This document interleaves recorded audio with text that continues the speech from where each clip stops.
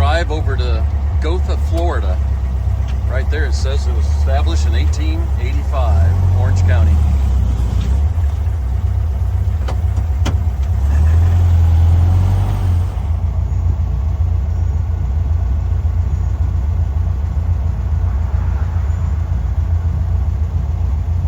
Two big birds heading in.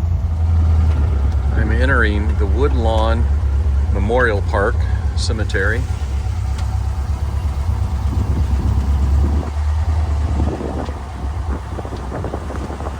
Pretty breezy today.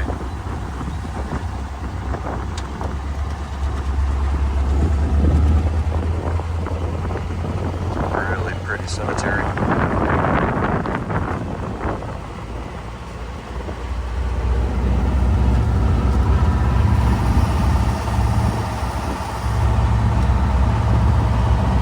Come here today to pay my respects to a gentleman. I watched a lot of his shows over the years, and when I heard that he was laid to rest this close to my place, I decided to come right over here today and pay my respects. Look at those trees.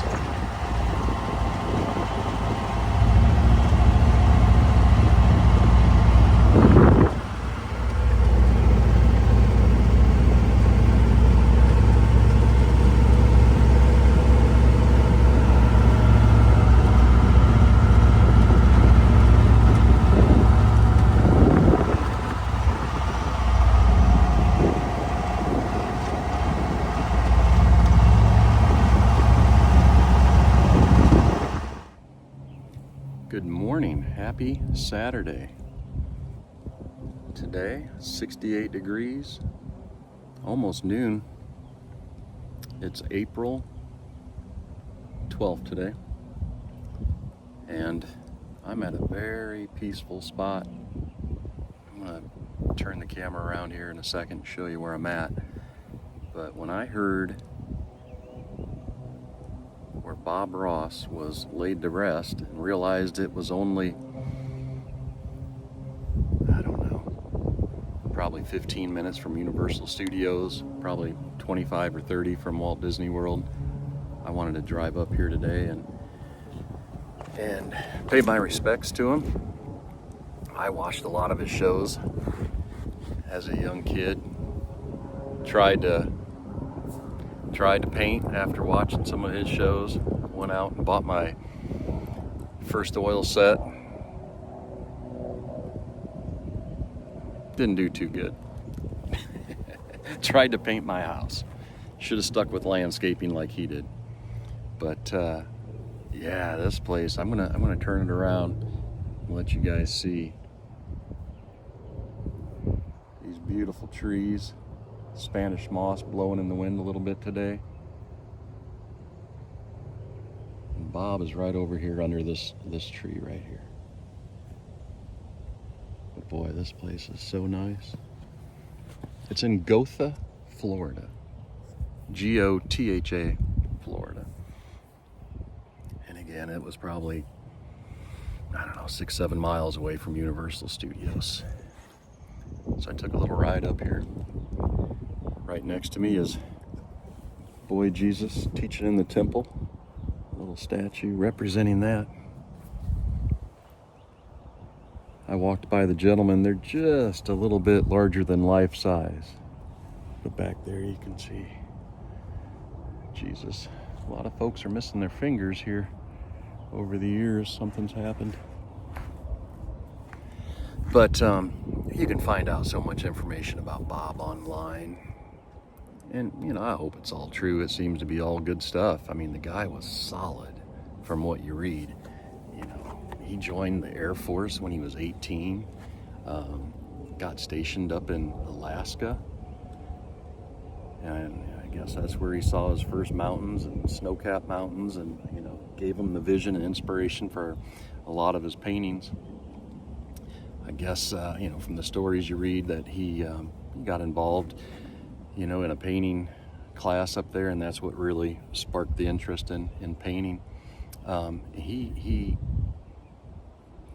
you know, they say he learned from a gentleman named Bill Alexander. He was the other guy that was on TV a lot, I guess, back in the 80s, a German gentleman. And Bob trained under Bill and worked with him, for him, I guess. And they had a technique called wet on wet painting. If you ever watch, you know, those two gentlemen, they paint their canvas quickly at the very beginning with oil paint, and then paint on top of that. So there's not a process of where the painting is drying, you know, like some artists do. They just keep layering it on, thin layers, thin layers. But do you remember watching Bob Ross paint? I mean, his shows were, what, 27 minutes long, and by the end of it, he had a beautiful painting. And some things I didn't realize after reading, he would make 3 paintings of every painting he did. You know, one was basically a practice, I guess you would call it a practice painting that would sit just off camera so that he could look at that as reference when he was painting the second one that was labeled. These were all labeled afterwards. I guess Kowalski was one of their business partners, and he would label. Kowalski was the first one, the reference one. The second one was labeled TV, the one he actually painted on TV. And the third one would be for book, for his how to paint books. He would do a very detailed third copy of the painting and you know, use that one for the photos in the book. I never knew that. I just figured the one on TV was the only one he'd ever did, but it doesn't, you know, that doesn't take away anything. You know, he didn't sketch them out first. That was all his vision. That is what's impressive to me. I mean, Bob was driven with vision, you know, and you watch him paint and it's just flowing, you know, from his mind to the canvas, through his hand, through the brush, through the palette.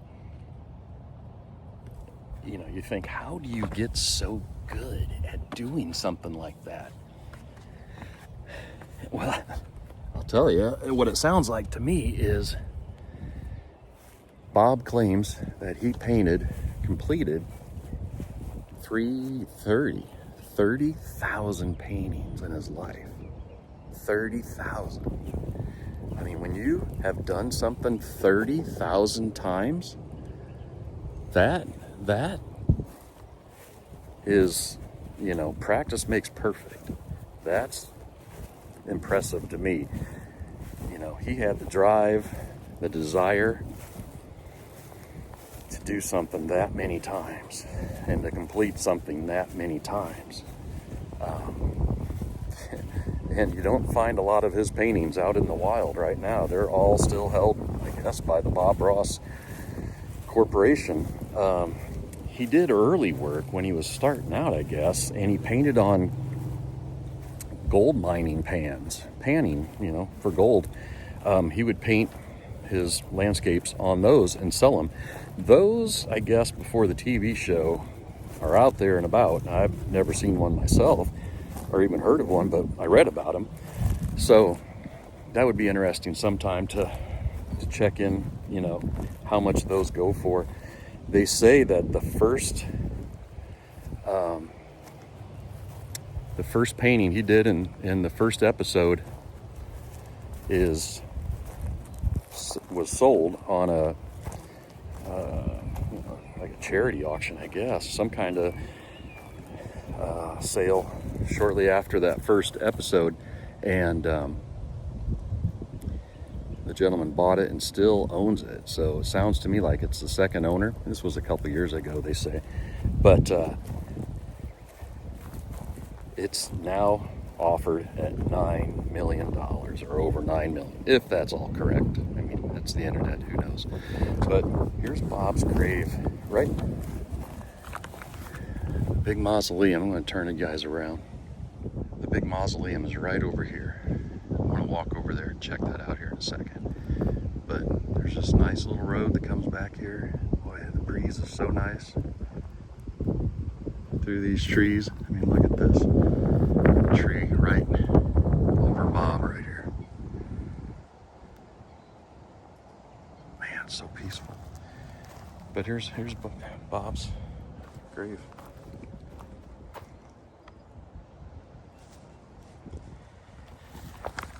His plaque says Bob Ross, television artist, October 29th, 42 to July 4th, 95.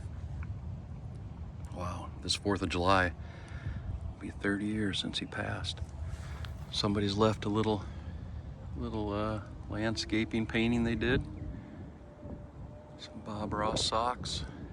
Oh yeah, look at the lanyard, keychain, astronaut. Here's his famous quote: "We don't make mistakes. We just have happy little accidents." That's true. Look at that. I brought something for Bob. Just to leave that down there.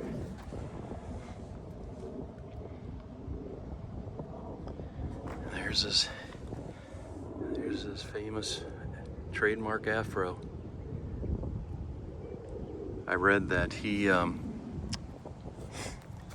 couldn't afford to get his crew cut haircuts anymore. They were getting expensive, and so he got a perm, and the rest is history, as they say. He used that perm, and that's how a lot of people know him by. I'm gonna walk over to this mausoleum and see this big mosaic artwork they've got in there.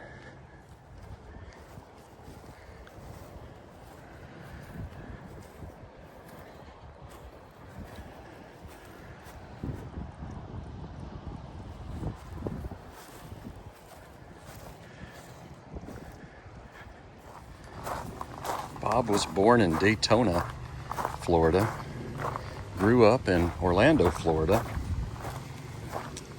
and when the TV show picked up and he started recording, that was filmed up in, I guess, Muncie, Indiana. So he would fly up there, sounds like every several months, do some filming of the show.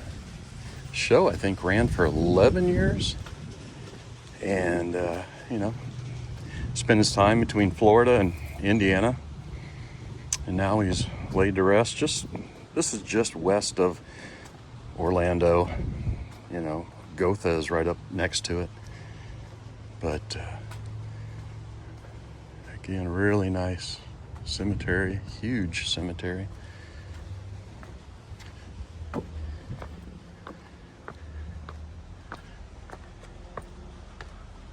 I don't know where this mosaic is. I thought it would be right here. Here's a nice memorial in honor of the police and firefighters who have lost their lives in the line of duty.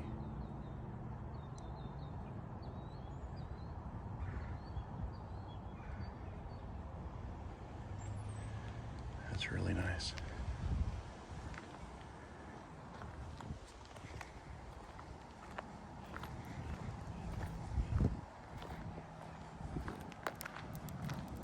Bob had a very distinct way of talking, very calming, very quiet, almost a whisper.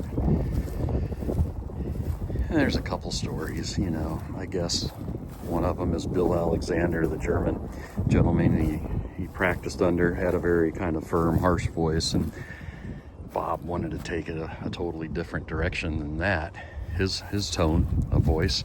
Another was that in the service, while in the Air Force, he moved up the ranks and had jobs where he had to bark orders and, make your bed this way and do things this way, almost like a drill sergeant, it sounds like. And made the decision when he got out of the service, he wouldn't talk like that. So the other kind of funny comment is he's the godfather of ASMR. way before ASMR even existed. People would say they would watch his show, not so much for the content and learn how to paint, but it was to relax because of his voice. Bob's art has been defined as a cross between fine art and entertainment memorabilia. And the people that really want Bob's artwork isn't maybe so much,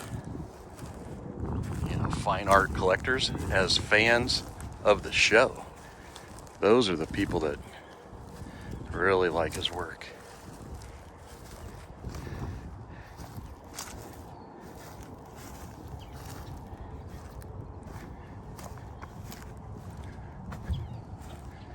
Man.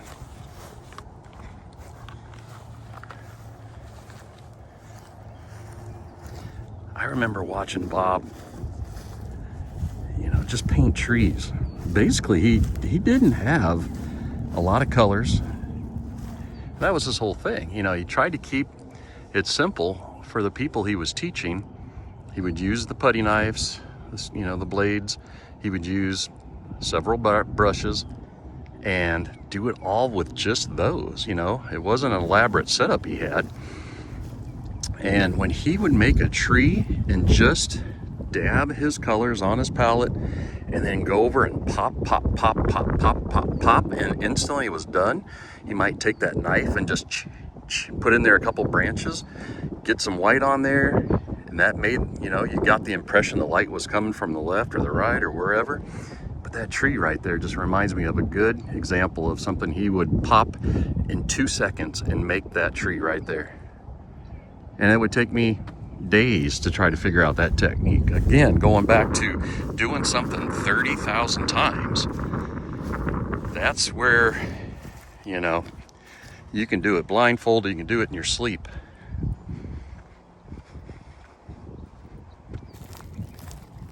Look at this little monument.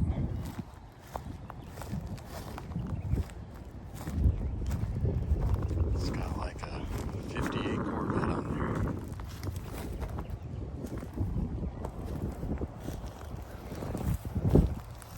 Trees kind of pushed it up a little bit.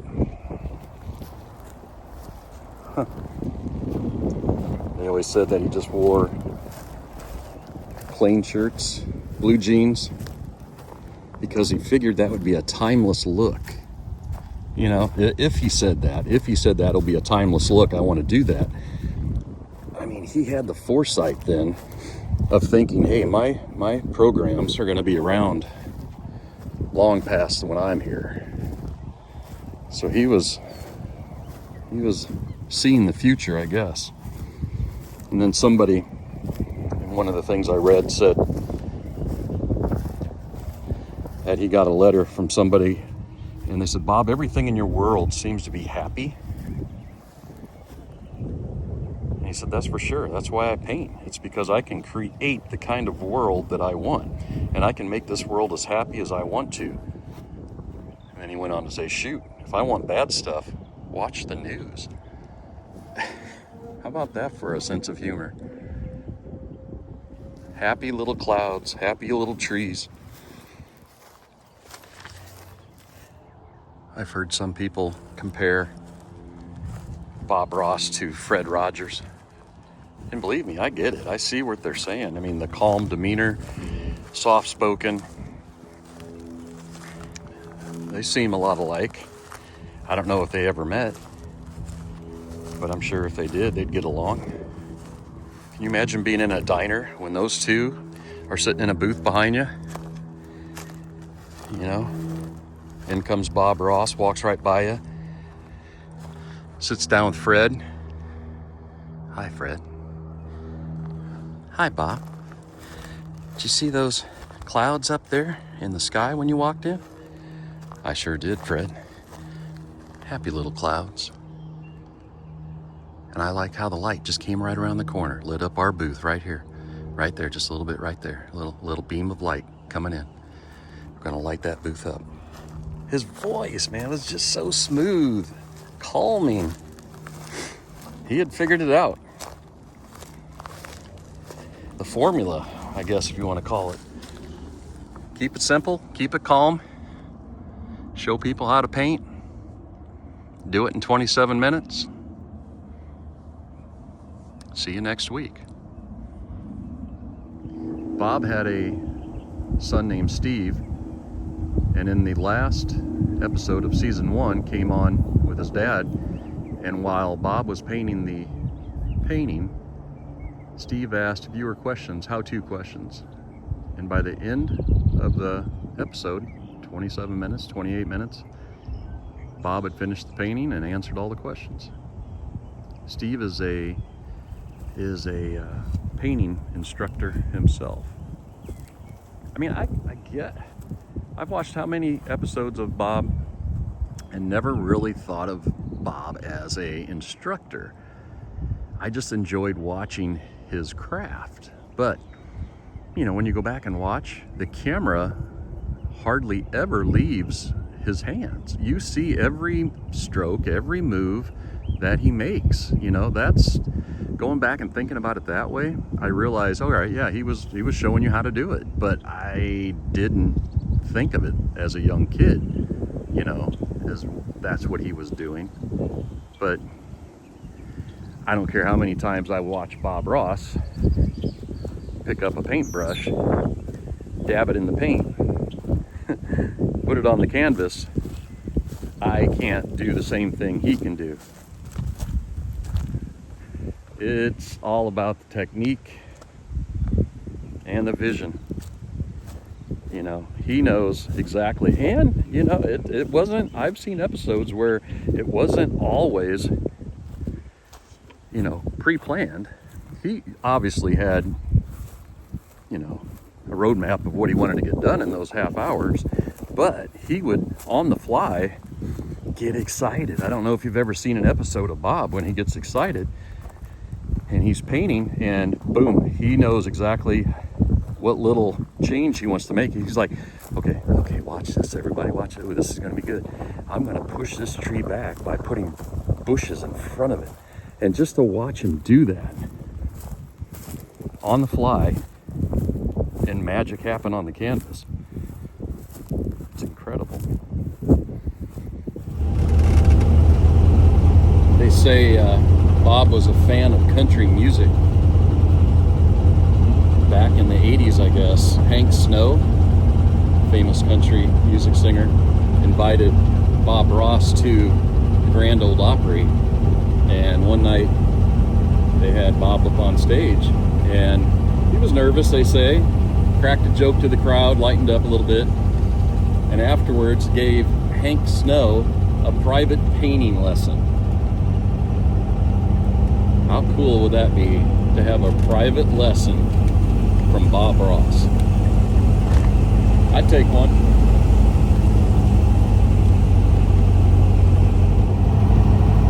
Like I said, I think, you know, Bob was born in Daytona, grew up in Orlando, and we're not far from Orlando here.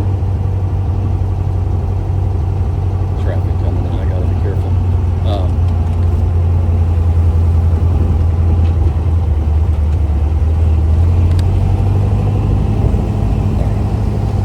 You know, this is a really nice, very, very pretty cemetery.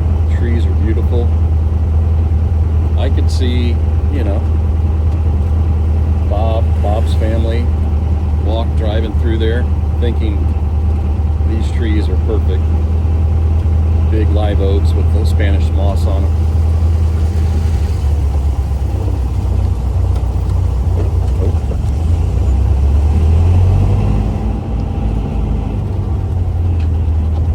Get a couple still shots just of some landscape.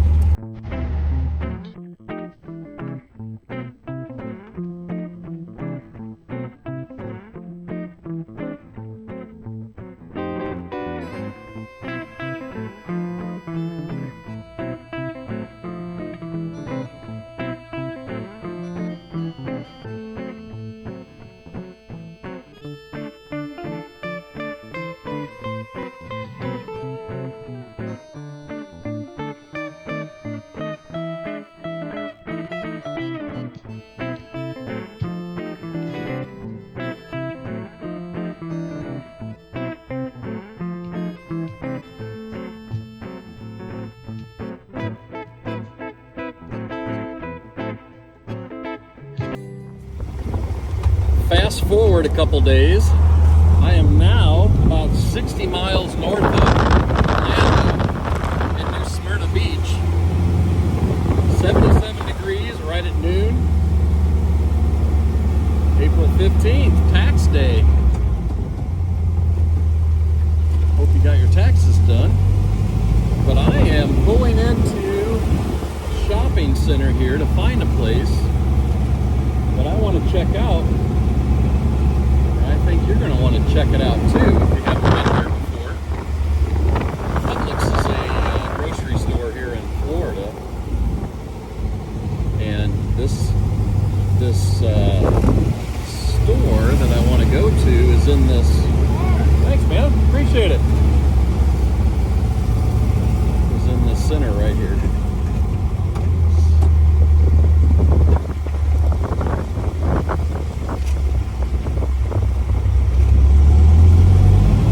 So let's just go right up here. Try to find it. I haven't seen it yet.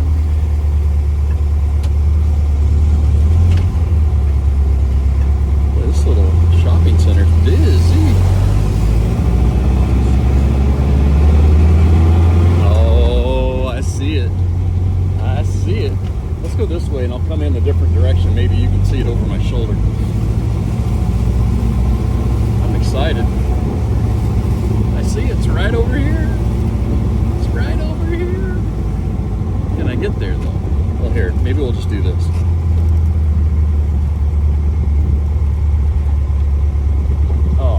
Kidding me? One little thing in the way right there. Maybe if I creep forward enough.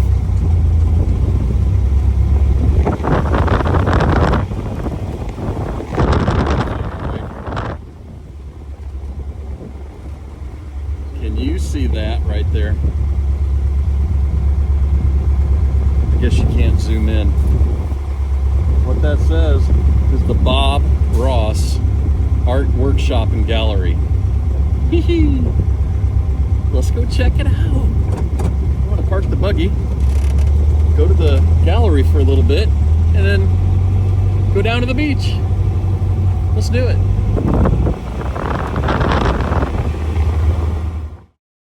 I can't wait. I have no idea what's inside this workshop. Gallery. But they're open. I think they're closed on Sunday and Monday, and they're open on Tuesdays. So this worked out good. Oh yeah. I'm gonna park right here.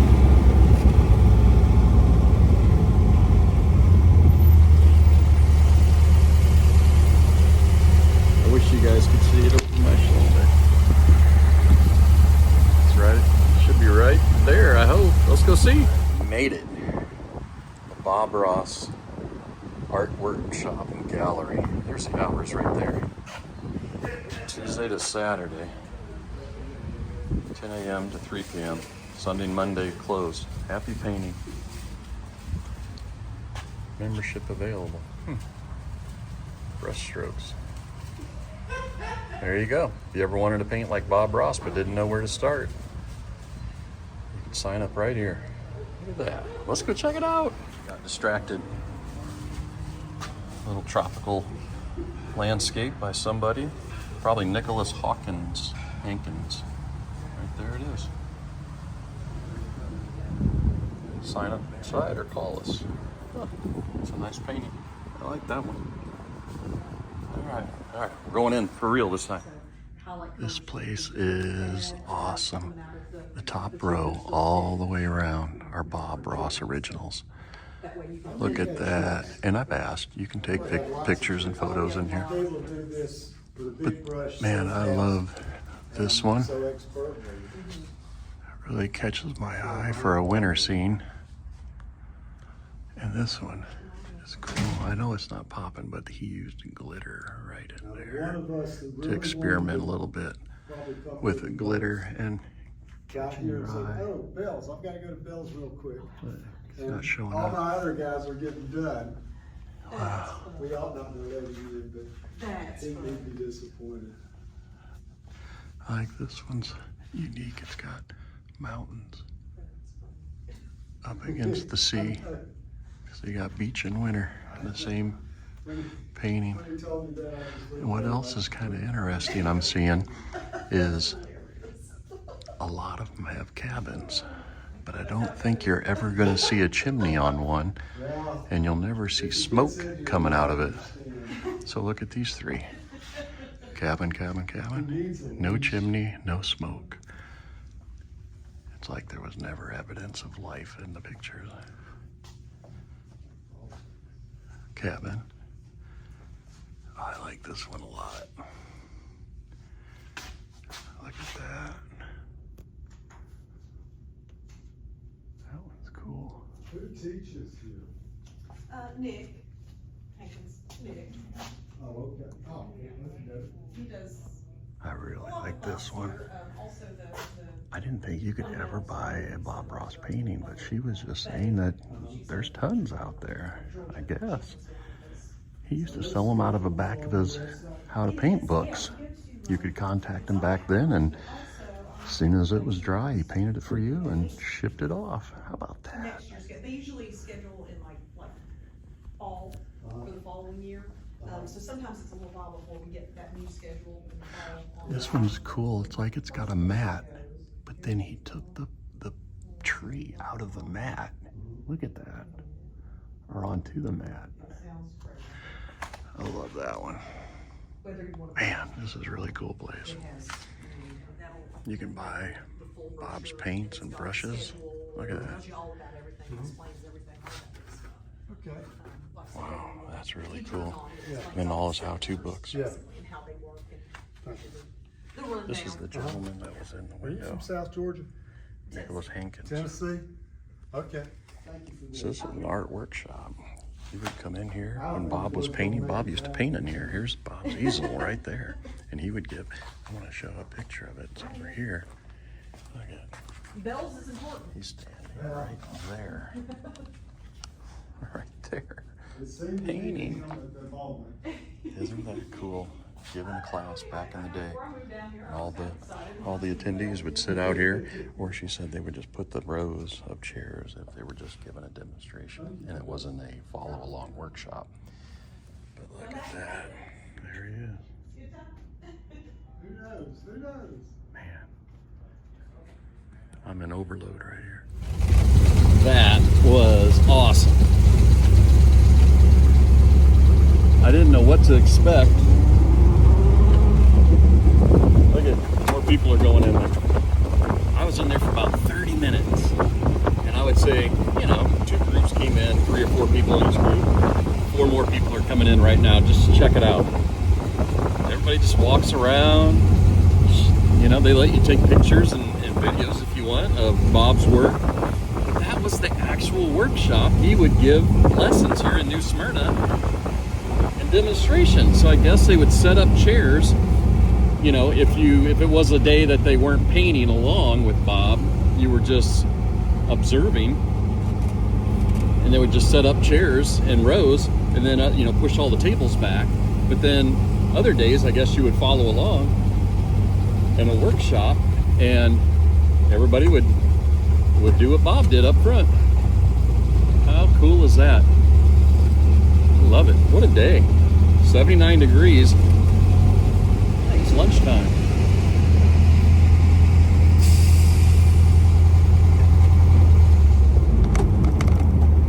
Boston's Fish House. I think this is where I'm going to try. My cousin said it's good.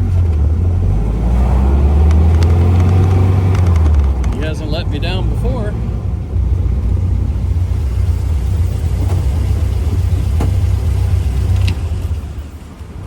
It was just across the street from Bob's workshop. Sand map time. Who doesn't love a good sand map? So, here's some of the shells that I found. I'm going to use this as Orlando. Okay, where I'm at today. And let's use this as Universal Studios. Let's use this one as Disney. Alright, so that, and then let's say the ocean goes like this. not to scale, very rough estimate. Straight east would be NASA, rocket launches. Okay? We'll say that's Titusville. We'll use this dark one for Cocoa Beach. Okay? Orlando, Universal Studios, Disney, out to the Atlantic Ocean, Titusville, just south of that, Cocoa Beach. All right, getting your bearings. Let's do this. Up here is Daytona Beach. Okay? The freeway runs basically 60 miles up to Daytona Beach. And you can drive on the beach a little bit right up in here. Okay? What I did today is came to New Smyrna Beach, which is kind of like there. Okay? So this was 60 miles from Orlando up to Daytona. I would say New Smyrna was 40 miles up, 20 miles in. But what the cool part about once you get here, this is where the Bob Ross Art Workshop and Gallery was. So once you came into town, stayed right on this 44, it kind of curves off and bam, right there. I mean, right there is the Bob Ross, and then where I ate was the Boston Fish House. And then I came back down this way just a little bit to 27th, got on the beach, and I was able to go 5 miles up the beach right here. Okay? So again, you know, from Orlando, add a little bit more to Universal, you know, 10, 15 miles maybe. But from kind of the outskirts of Orlando, it seemed like it was about 40, 20, and then I was on the beach, and man, what a beautiful beach right here at New Smyrna Beach. So that's it. Daytona, New Smyrna, Titusville, Cocoa Beach, Orlando, Universal Studios, Disney. Let's keep going. I guess Tampa would be, I haven't been to Tampa and that side. I've never been to the Gulf yet. I haven't been on this side. But Tampa, we'll put it over here. The Villages, we'll put about right there. That's my sand map. I am here.